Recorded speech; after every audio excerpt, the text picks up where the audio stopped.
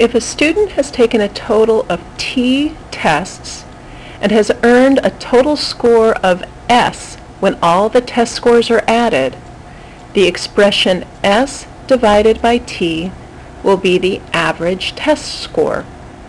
Evaluate S divided by T for T equals 5 and S equals 450. What does your result mean in this situation? So lots of information in this problem. Let's see if we can start sorting some of this out.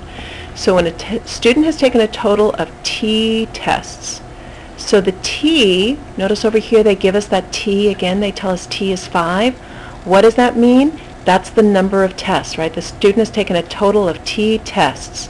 So over here they're telling us the number of tests. They're actually giving us a number for that later on in the problem. So there's the number of tests. And has earned a total score of S when all the test scores are added.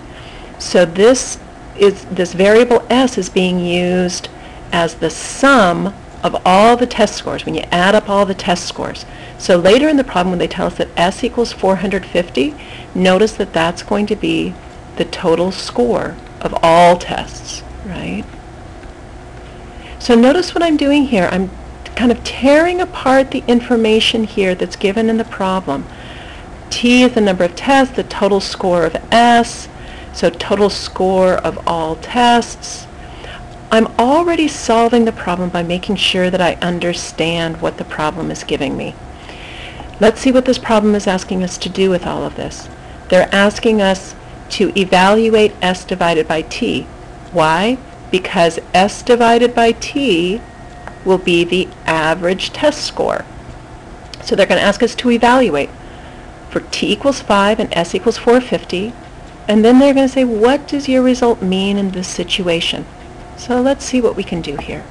We're going to be evaluating S divided by T, and they told us that S is going to be 450. So that's the old slip out the S and slip 450 into its place. And we're going to be dividing that by T. And they told us that T was 5. So the T we're going to slip out, and we're going to slip 5 in to its place. Now pay close attention here. We could easily get kind of lulled into thinking, well, I'll just put things in the order they're given. Notice they gave us the value for T first, and they gave us the value for S second. But in my expression, the S comes first and the T comes second. We have to pay close attention here. So now I'm going to go ahead. We've done our substitution step, and now we're going to simplify this. We're going to do 450 divided by 5.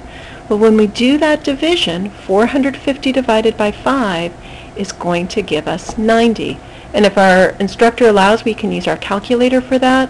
Or if we need to do it by hand, we can kind of look at it by saying, well, I know that 45 divided by 5 is 9, so 450 divided by 5, well, see, there's the 45 there, so I know 5 goes into 45 9 times, but then I have to account for that extra 0, so that's going to put that 0 there. So we know that S divided by T, when S is 450 and T is 5, gives us 90. Well, what the heck does that mean in this situation? What does your result mean? So let's go back to how we tore the problem apart here. So what does this mean? So it means if I have taken how many tests?